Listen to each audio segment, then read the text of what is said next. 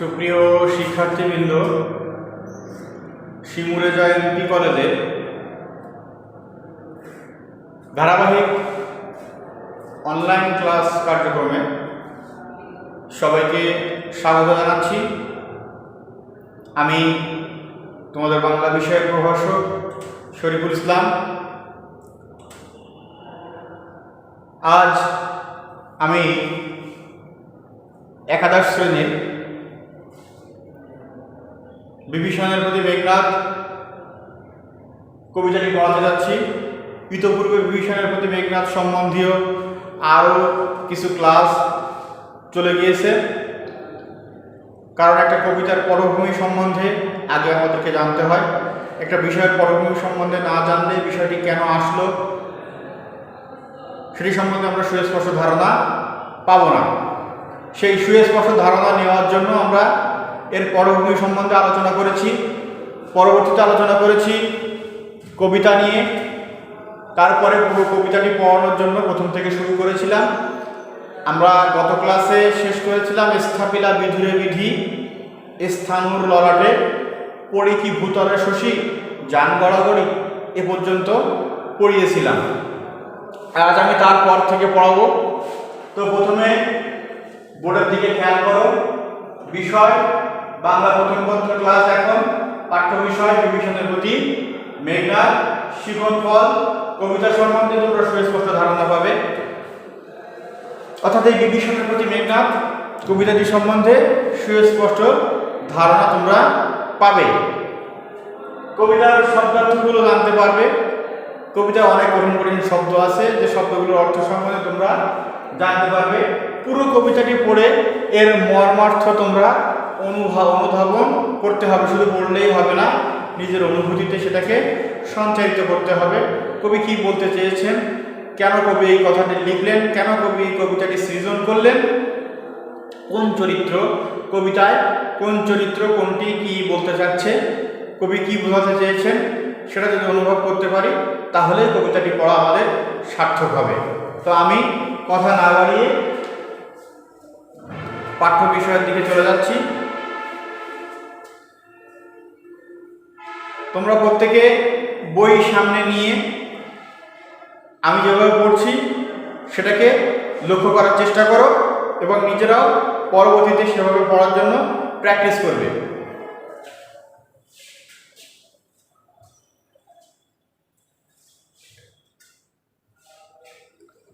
হে রক্ষরথী ভুলিলে কেমনে কে তুমি, হে রক্ষরথী ভুলিলে কেমনে কে তুমি। কবিতার শুরুতেই দেখতে পাচ্ছিলাম আমরা এতক্ষণে অরিন্দম কহিলা বিষাদে। অরিন্দমকে মেঘনাদ সে রুষ্টভাবে কাকে বললো, তার চাচাকে বলেছিল লক্ষণ কিভাবে এর মধ্যে আসলো। সে লক্ষণের নিকুম্ভিলা যজ্ঞাগারে প্রবেশের হেতু সে উদ্ধার করতে পারলো। লক্ষণ কিভাবে নিকুম্ভিলা যজ্ঞাগারে প্রবেশ করলো, কার সাহায্যে প্রবেশ করলো, বিভীষণ সেই সূত্র সে আবিষ্কার করে ফেললো যখন সে দেখলো তার চাচা বিভীষণ তাকে সহযোগিতা করেছে। তার চাচা বিভীষণ যখন অস্ত্রাগারের দরজা মুখ বন্ধ করে তার চাচা সেখানে প্রহরী রূপে দাঁড়িয়ে আছে, তখন সেটা দেখে সে মর্মাহত হল। তো পুরো কবিতা জুড়ে আমরা দেখছি যে মেঘনাদ এবং রাবণের ভাই মেঘনাদের চাচা বিভীষণের মধ্যে কথোপকথন আমরা পুরো কবিতা জুড়েই দেখতে পাই। তো তারই সূত্র ধরে এখানে কে বলছে, মেঘনাদ বলতেছে হে রক্ষরথী, হে রাক্ষস কুলের রথী, রাক্ষস কুলের মণি, হে রাক্ষস কুলের সন্তান তুমি, ভুলিলে কেমনে কে তুমি। রাক্ষস কুলের একজন ধারক হয়ে তুমি কিভাবে ভুলে গেলে কে তুমি, তোমার জন্ম কোথায়, তুমি কোথায় জন্মেছিলে, নিজ দেশ, নিজ মাতৃভূমি, নিজ ভাই, নিজ আত্মীয় পরিজন সকলকে পরিত্যাগ করলে।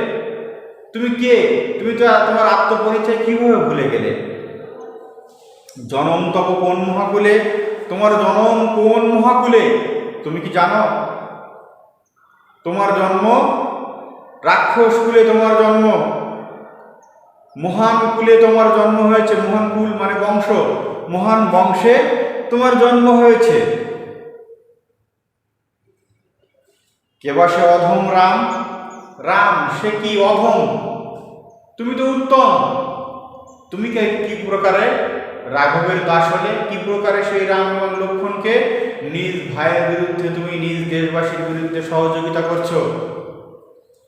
কে সে রাম? সে অধম বস্তু। রামকে নগণ্য হিসেবে দেখানোর জন্যই এখানে অধম শব্দটিকে ব্যবহার করা হয়েছে। স্বচ্ছ সরোবরে করে কেলি রাজহংস পঙ্কজ কারণে, স্বচ্ছ সরোবরে করে কেলি রাজহংস। রাজহংস কোথায়? কেলিনু। এখানে কেলি মানে খেলা করা।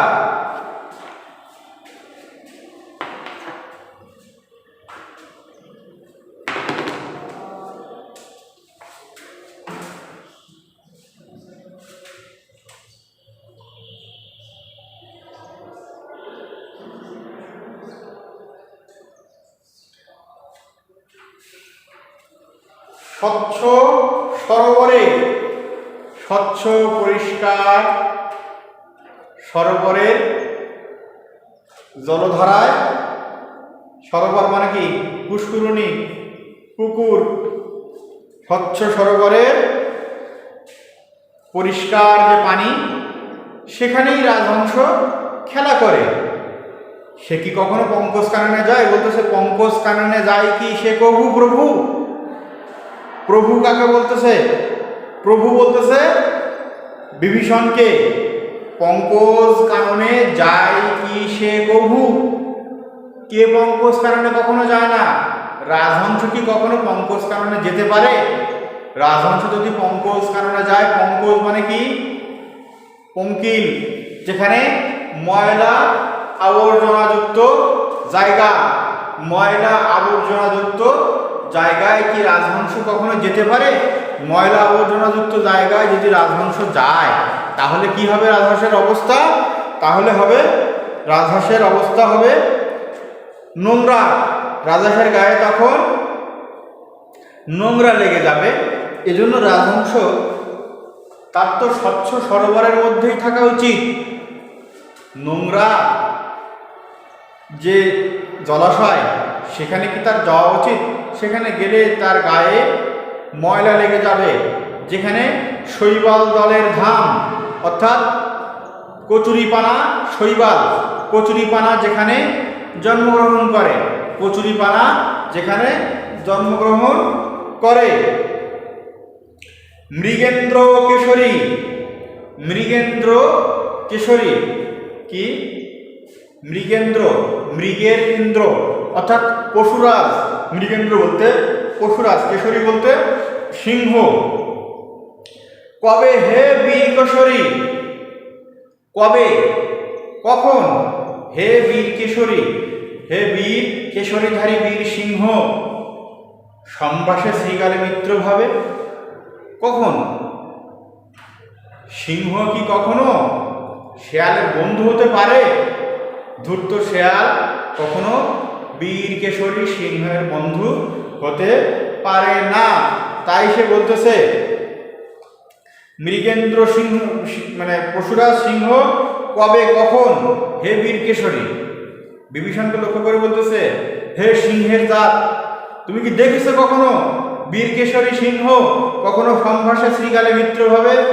শ্রীকালকে, এখানে শ্রীকাল হচ্ছে লক্ষণ, লক্ষণকে ইঙ্গিত করে বলতেছে সুচতুর লক্ষণ, তোমার মতো বীর বংশে জন্মজাত, তুমি যে বীরের বংশধর, সেই বীর কেশরী সিংহের ন্যায় বীর তুমি।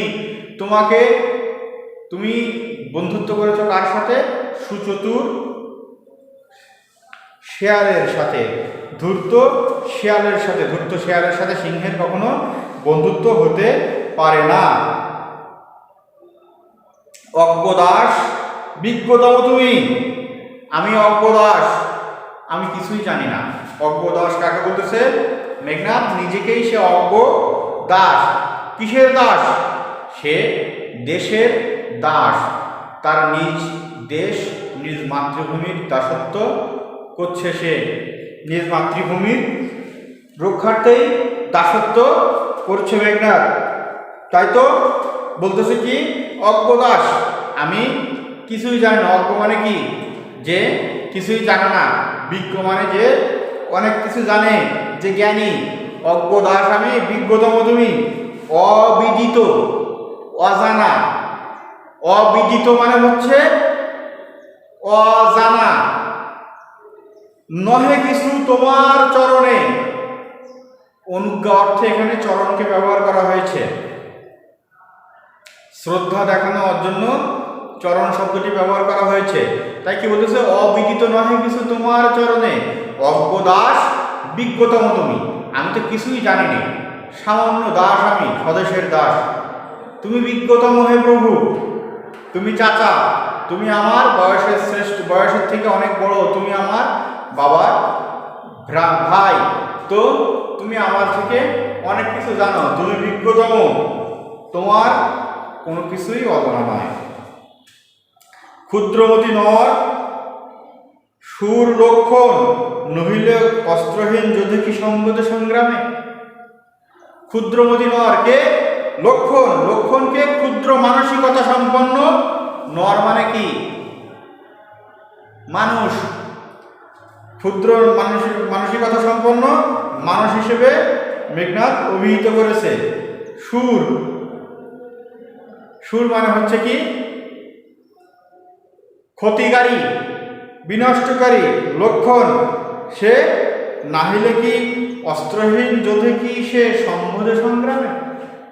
সে যদি নিচু মানসিকতা সম্পন্ন নাই হয়, তাহলে সে কি অস্ত্রহীন, বিনা অস্ত্রে আমাকে যুদ্ধে আহ্বান করে। সে অস্ত্রধারী আর আমি অস্ত্রহীন, সে কিভাবে? যদি উচ্চ মানসিকতা সম্পন্ন হতো লক্ষণ, তাহলে সে কখনোই আমার মতো অস্ত্রহীনের সাথে যুদ্ধ করতে চাইতো না। সে অবশ্যই অস্ত্রধারীর সাথে, অস্ত্রধারীর যে যুদ্ধ, সমপর্যায়ের যে যুদ্ধ, সেটাতেই সে আহ্বান করতো। যদি সে উচ্চ মানসিকতা সম্পন্ন হতো, সে নিচু মানসিকতা সম্পন্ন, এজন্য সে অস্ত্রহীনের সাথে, অর্থাৎ অসম যুদ্ধে সে আমাকে আহ্বান করছে। কহ মহারথী, কহ হে মহারথী, একই মহারথী প্রথা, কহ হে বীর যোদ্ধা। কাকে বলতেছে? বিভীষণকে। একই মহারথী প্রথা, একই মহাযুদ্ধের নিয়ম। নাহি শিশু লঙ্কাপুরে শুনি না হাসিবে কথা। লঙ্কাপুরীতে এমন কোনো শিশু নেই যে কথা শুনে হাসবে না। লঙ্কাপুরীর শিশুরা কেন হাসবে? হাসবে এ কারণে যে সমশক্তির কখনো, সমশক্তি ছাড়া অসমশক্তির কখনো যুদ্ধ হতে পারে না। অসমশক্তির লড়াই, সেটা লড়াই বলে না, সেটা হচ্ছে দুর্বলের প্রতি সবলের অত্যাচার, দুর্বলের প্রতি সবলের অবিচার। আমি অস্ত্র হাতে নিয়ে যদি একজন অস্ত্রহীনকে হত্যা করি, তাহলে সেটা হবে কাপুরুষোচিত। যদি তাকেও অস্ত্র দিই, সেও যদি অস্ত্র নেয়, তার সাথে যদি অস্ত্রধারীর সাথে যদি অস্ত্রধারীর যুদ্ধ হয়, তবেই সেটা সমপর্যায়ের যুদ্ধ। কিন্তু একজন অস্ত্রধারী যদি একজন অস্ত্রহীনকে মারে, তাহলে এটা খুবই স্বাভাবিক ব্যাপার, এটা হাস্যকর ব্যাপার। অসম শক্তির লড়াই, এটা শুনে লঙ্কাপুরীতে এমন কোনো শিশু নেই যে তারা হারবে না। ছাড়ো পথ আসিব ফিরিয়া এখনই। কোন পথ ছাড়তে বলেছে? অস্ত্রাগারের পথ। আসিব ফিরিয়া এখনই, এখনই ফিরিয়ে আসবা, ফিরে আসবো। কোথা থেকে? অস্ত্রাগার থেকে। দেখিব আজি কোন দেব বলে বিমুখে সমরে মরে সৌমিত্রী কুমতি। কি বলতেছে? দেখিব আজি, দেখবো, আজ দেখবো কোন দেবতার বলে বিমুখে সমরে। বিমুখে মানে আমাকে প্রতিরোধ করে, সমরে মানে যুদ্ধে, মরে মানে আমাকে। সৌমিত্রী কুমতি, সৌমিত্রীর সন্তান লক্ষণ, যে কুমতলব নিয়ে এর মধ্যে প্রবেশ করেছে, কুবুদ্ধি সম্পন্ন লক্ষণকে বোঝানো হয়েছে কুমতি বলতে। আর সৌমিত্রী হচ্ছে লক্ষণের মা। সৌমিত্রী কুমতলব সম্পন্ন সন্তান লক্ষণকে বুঝিয়েছে। দেবদত্ত নর রণে সচক্ষে দেখেছে। দেবতা, দত্ত, মানুষ সবাই রণে মানে কি? রণ মানে হচ্ছে যুদ্ধ, রণ মানে হচ্ছে যুদ্ধ।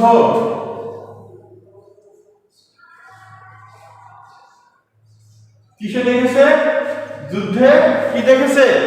যে আমি সবার শ্রেষ্ঠ, সচক্ষে দেখেছে রক্ষ শ্রেষ্ঠ পরাক্রম দাসে, আমি রাক্ষস কুলের মধ্যে আমি শ্রেষ্ঠ, আমি যুদ্ধবাজ, আমি সব থেকে বড় অস্ত্রধারী যোদ্ধা, আমি, আমাকে সবাই দেখেছে। কারা দেখেছে? দেবতা দেখেছে, দৈত্য দেখেছে, মানুষ দেখেছে, তারা সচক্ষে দেখেছে আমি কিরকম পরাক্রমশালী। এই পরাক্রম দাসের বলতে এখানে স্বদেশের দাস। কি দেখি ডরিবে এ দাস হেন দুর্বল মানবে?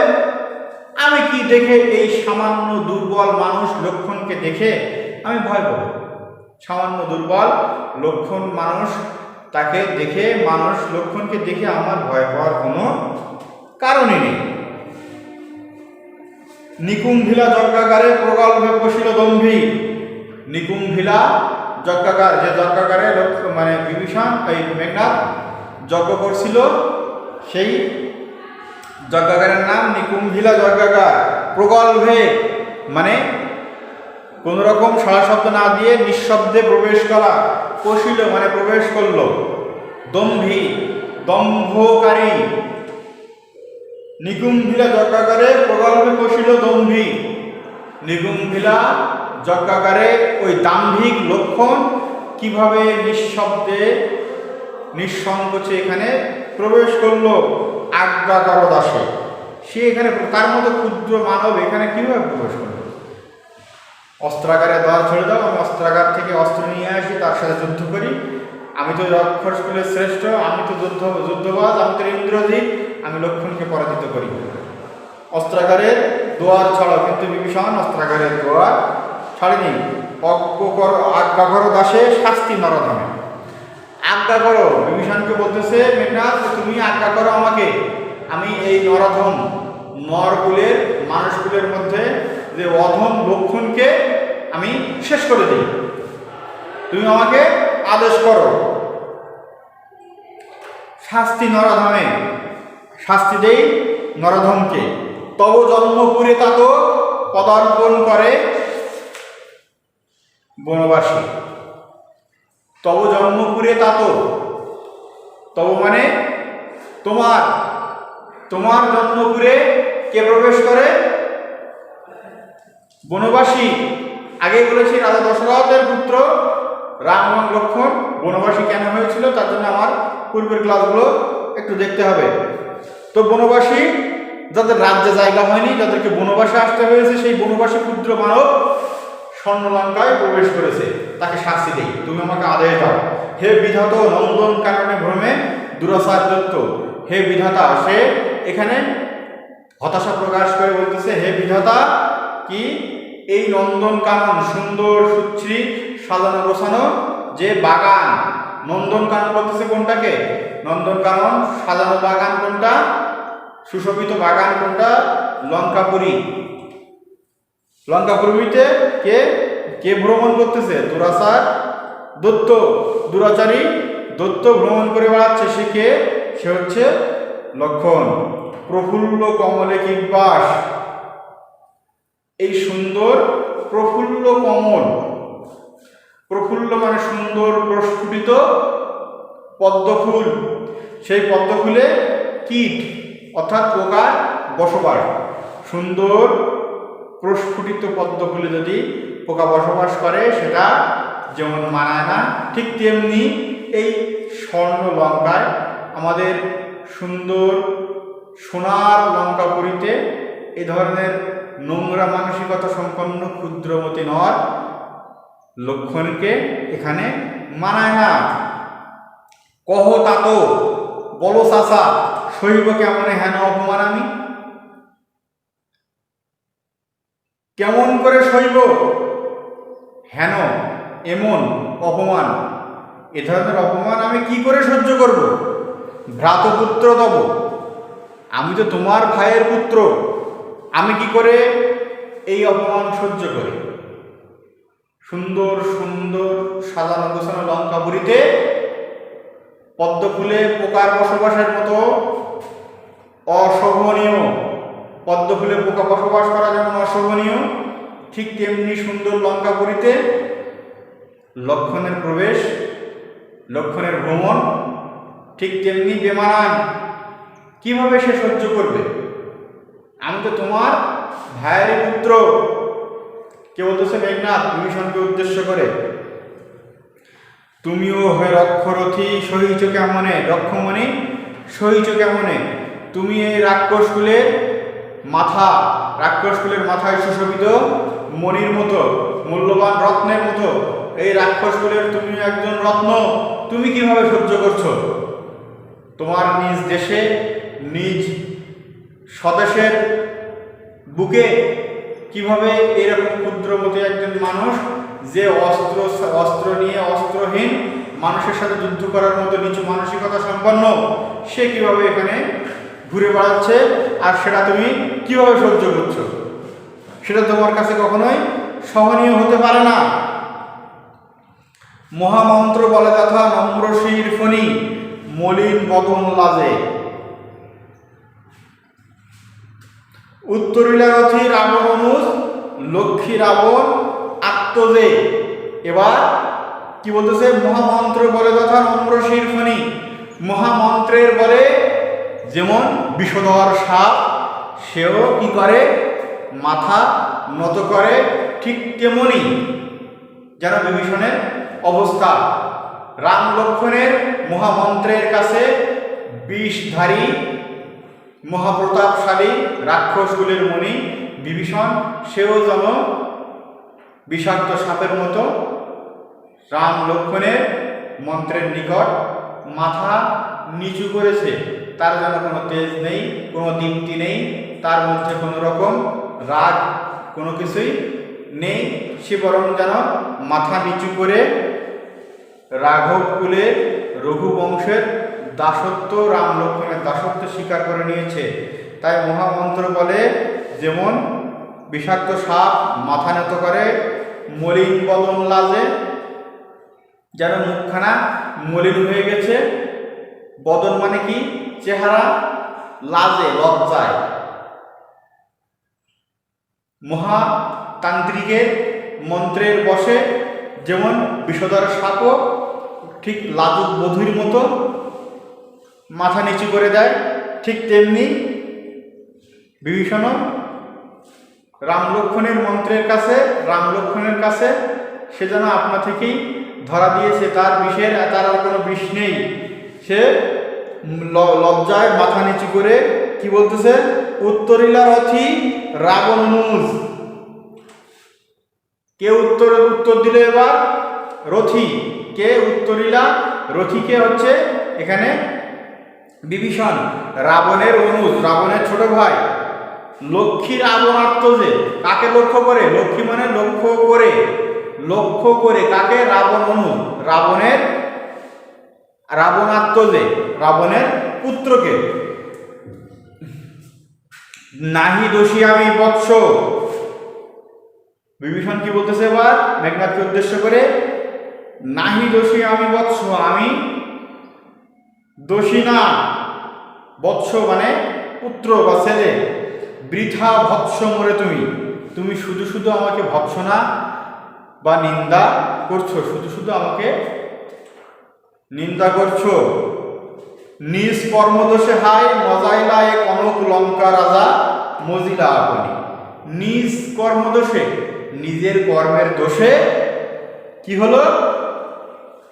নিজ কর্মের দোষে হায় মজাইলা মানে কি? এখানে মজাইলা শব্দের অর্থ হচ্ছে ধ্বংস করল। কি? এ কনক লঙ্কা, কনক মানে হচ্ছে সোনা, কনক মানে হচ্ছে সোনা, সোনার লঙ্কা রাজা।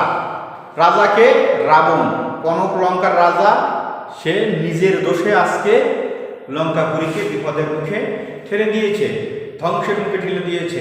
কেন? সীতা দেবীকে সে অপহরণ করেছে, যেটা আমি পূর্বের ক্লাসে এই কবিতার পটভূমি সম্বন্ধে আলোচনা করেছি। সে যদি সীতা দেবীকে অপহরণ না করতো তাহলে তো আসলে লঙ্কাপুরীতে আজ এই যুদ্ধ হতো না, সেটাই তো বোঝাতে চাচ্ছে। নিজ কর্মদোষে হয় মজাইলা এ কনক লঙ্কা, সোনার লঙ্কা মজিলা আপনি, নিজেও ধ্বংসের মুখোমুখি হলো। বিরত সতত পাপে দেবকুল, বিরত সতত পাপে, শত সহস্র পাপ থেকে কারা বিরত? দেবকুল। দেবকুল কারা? রাম এবং লক্ষ্মণকে বোঝানো হচ্ছে। এবে পাপপূর্ণ লঙ্কাপুরী, এমনিতেই লঙ্কাপুরী পাপে পরিপূর্ণ। বিভীষণের এখানে নিজ দেশের প্রতি দেশাত্মবোধ জন্মেনি। প্রলয়ে যেমতি বসুধা, ডুবিছে লঙ্কা একাল শরীরে। প্রলয়ে যখন বন্যা আসে, যখন কোনো ঝড় ঝঞ্ঝা আসে, তখন যেমন পুরো পৃথিবী ধ্বংস হয়ে যায়, পুরো পৃথিবী বিপর্যয়ের মুখে পড়ে, ঠিক তেমনি প্রলয়ে যেমতি বসুধা, বসুধা মানে পৃথিবী, প্রলয়ে যেমতি মানে যেমনি, বসুধা মানে পৃথিবী। প্রলয়ের সময়, প্রাকৃতিক দুর্যোগের সময় যেমন পৃথিবী সংকটের মধ্যে পড়ে, অস্তিত্ব সংকটে, ঠিক তেমনি ডুবিছে লঙ্কা কাল সলিলে। ঠিক তেমনি এই লঙ্কাপুরী কিসে ডুবতেছে? কালো সলিল মানে হচ্ছে পানি, কালো পানির মধ্যে ডুবে যাচ্ছে, কালো গর্ভে ডুবে যাচ্ছে। এখানে পাপ অর্থেই কালো সলিলকে বোঝানো হয়েছে। প্রলয়ের সময় পুরো পৃথিবী যেমন ধ্বংসের মধ্যে পড়ে ধ্বংসের দিকে যায়, ঠিক তেমনি এই কনক লঙ্কাও ঠিক তেমনি ধ্বংসের দিকে ধাবিত হচ্ছে। কালো অন্ধকার গভীর পানিতে অন্ধকারে নিমজ্জিত হচ্ছে। রাঘবের পদাশ্রয়ে রক্ষার্থে আশ্রয়িতেই আমি। রাঘব কারা? রাম লক্ষ্মণ। পদাশ্রয়ে পায়ের আশ্রয়ে, রক্ষার্থে আশ্রয়ী, নিজেকে রক্ষা করতে আমি আজকে তাদের পায়ে আমি আশ্রয় নিয়েছি। তেই মানে এই আমি। পরদোষে কে চাহে মজিতে, অন্যের দোষে কে শাস্তি পেতে চায়? আমি তো অন্যের দোষে শাস্তি পেতে চাই না, তাই অন্যের দোষে কে শাস্তি পেতে চায়? রুশিলা বাসত্রাস, রুষ্ট হলো, রাগান্বিত হলো কে? বাসবের ত্রাস কে? মেঘনাদ। গম্ভীরে যেমতি নিশীথে, গম্ভীরে গভীর রাত্রে, গম্ভীর একেবারে নিঃশব্দ নিস্তব্ধ, যেমতি নিশীথে মানে হচ্ছে রাত্রে, অম্বরে, অম্বর মানে মেঘ, মন্দ্রে মানে কি? মেঘের ডাক। জিমুতেন্দ্র কপি, জিমুতেন্দ্র কপি, ঠিক যেমনই অন্ধকার রাতে যখন অন্ধকার রাত এবং সে সময় নিঃশব্দ, চারিদিকে নিস্তব্ধ, নিঃশব্দ নিস্তব্ধ অন্ধকার, গভীর অন্ধকার রাতে যেমন মেঘ গুড়গুড় করে শব্দ দিয়ে ডেকে ওঠে, ঠিক তেমনি রাগত স্বরে মেঘনাদ কথা বলতে শুরু করলো। এবার কেমন ভাবে কথা বলতে শুরু করলো? গভীর অন্ধকার রাতে, যখন বর্ষা স্নাত গভীর অন্ধকার রাত আমরা যদি অনুভব করি, অনুভূতি দিয়ে বোঝার চেষ্টা করি, তাহলে বুঝতে পারবো গভীর অন্ধকার রাতে যখন কোনো শব্দ নেই, চারিদিকে পিনপতন নীরবতা, সেই সময় যখন মেঘ গুড় গুড় করে সশব্দে গম্ভীরভাবে ডেকে ওঠে, ঠিক তেমনিভাবে গর্জন করে উঠল কে? কহিলা বীরেন্দ্র বলি। মেঘনাদ কি বলতেছে? ধর্মপথগামী হে রাক্ষস রাজানুজ, ধর্মের পথে অনুগমন করেছ হে রাক্ষস রাজের অনুজ, রাক্ষস রাজ রাবণের ভাই, বিখ্যাত জগতে তুমি, বিখ্যাত, তুমি জগতে বিখ্যাত। কি অর্থ বলতেছে? শ্লেষ অর্থে তাকে বিদ্রুপ করে বলতেছে। আসলে কি তাকে মানে বিখ্যাত বলে অভিহিত করছে? না, তাকে কুখ্যাত বলেই অভিহিত করছে। কি বলতেছে? বিখ্যাত জগত তুমি, তুমি ধর্মের পথ বেছে নিয়েছো হে রাক্ষস রাজের ছোট ভাই। কোন ধর্ম মতে, কোন ধর্মের বলে কহ দাসে শুনি জ্ঞাতিত্ব ভ্রাতৃত্ব জাতি এ সকলে দিলা জলঞ্জলি। তুমি ধর্মের পথ অনুগমন করে রাঘবের পদাশ্রয়ে তুমি আজকে আশ্রয় নিয়েছে নিজেকে বাঁচাতে, কিন্তু তুমি বলতে পারো তোমার কোন ধর্ম বলে? কোন ধর্ম কি তোমাকে বলে যে জাতিত্ব জ্ঞাতিত্ব ভ্রাতৃত্ব এগুলো কি বিসর্জন দাও? আত্মীয়তা, ভাই ভাইয়ের সম্পর্ক, নিজ জাতি, এগুলোকে কিভাবে তুমি বিসর্জন দিলে? কোন ধর্ম তোমাকে বলেছে এগুলো বিসর্জন দিতে? কোন ধর্ম মতে বলে নিজের জাতিত্ব জ্ঞাতিত্ব ভ্রাতৃত্ব এগুলিকে বিসর্জন দিতে, ভাইয়ের সম্পর্ক, নিজ জাতির সাথে সম্পর্ক, নিজ আত্মীয়দের সাথে সম্পর্ক ছিন্ন করতে? শাস্ত্রে বলে, শাস্ত্রে কি বলে? গুণবান যদি পরজন গুণহীন স্বজন। যদি কেউ গুণবান হয় সে যদি হয়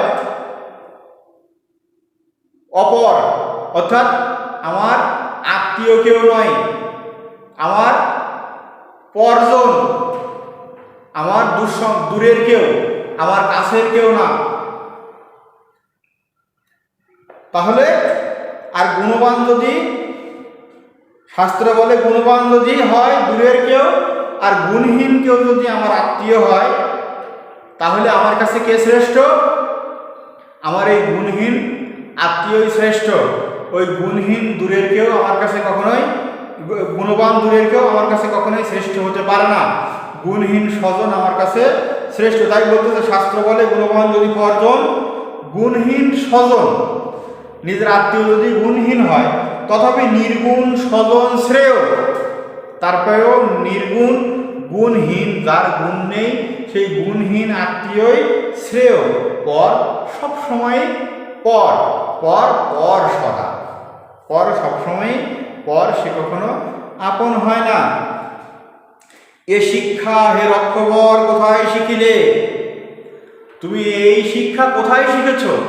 এই ধর্ম তুমি কোথা থেকে এই ধর্মের পথ বেছে নিয়েছ? যে ধর্মের পথ তোমাকে তোমার নিজ জাতি, নিজ ভাই, নিজ আত্মীয় পরিজনের সঙ্গে সম্পর্ক, নিজ দেশাত্মবোধ সব কিছুকে ছিন্ন করতে প্রলুব্ধ করেছে নিজের আত্মরক্ষার জন্যে। কিন্তু বৃথা গঞ্জি তোমার। এবার সে হতাশ হয়ে বলতেছে শুধু শুধু তোমাকে আমি কটু কথা বলছি, শুধু শুধু তোমাকে আমি বিভিন্নভাবে গঞ্জনা দিচ্ছি। হেন সহবাসে হে পিতৃব্য বর্বরতা কেন না শিখিবে? হেন এমন সহবাস, এমন মানুষের সাথে, সহবাস মানে কি? একই সাথে বসবাস করা। এমন মানুষের সাথে তুমি বসবাস করো। কার সাথে? লক্ষণের সাথে। লক্ষণ এখন তোমার সঙ্গী।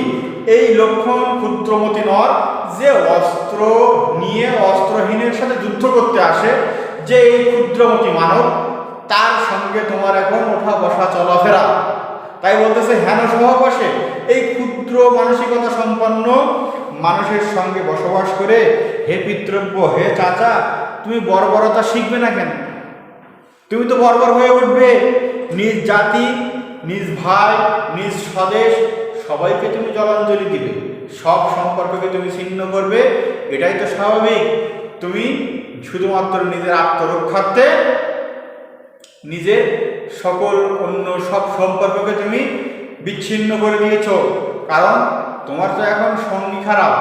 তোমার সঙ্গকে, তোমার সঙ্গ হচ্ছে ক্ষুদ্র মানসিকতা সম্পন্ন লক্ষণ। হে পিতৃব্য, তুমি বর্বরতা কেন না শিখবে? তুমি তো বর্বরতা শিখবেই। গতি যার নিজ সহ, নিজ সে দুর্মতি। গতি, যার গতি অর্থাৎ চলাচল, যার নিজ সহ, নিজ মানসিকতা মানুষের সহিত।